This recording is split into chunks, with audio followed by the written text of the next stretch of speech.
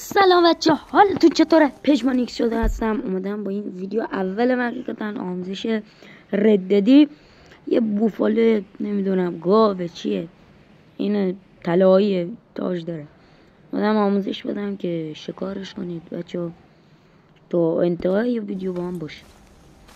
خب بریم که دنبالش جاشو کنی نشونتون میدم تا نشه بچه. رد و پاشو باید بگیرین، باید حتما هم شب بیم.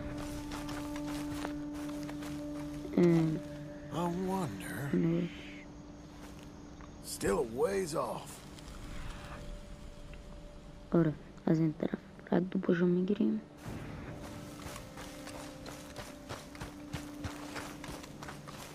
دهن سرویس هم باید 1 ساعت بگردید مالش تو پیداش.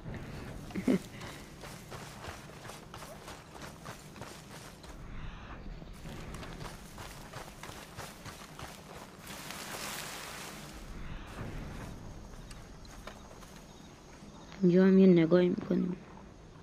I'll catch up to you. دوباره رد و پا.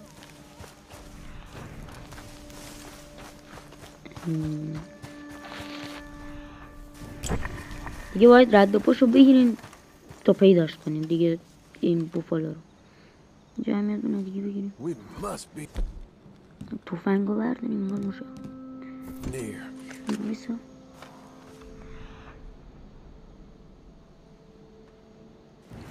بریم هنو جلوتر. باید چیزی باید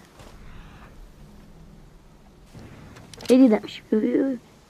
چو بزن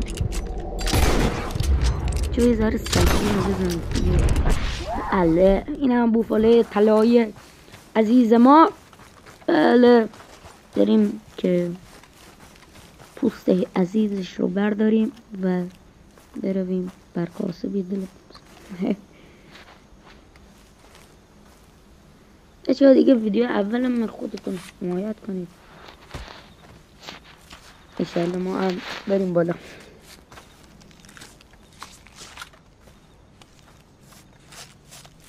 این هم پوستش چه پوست گنده ای خری است.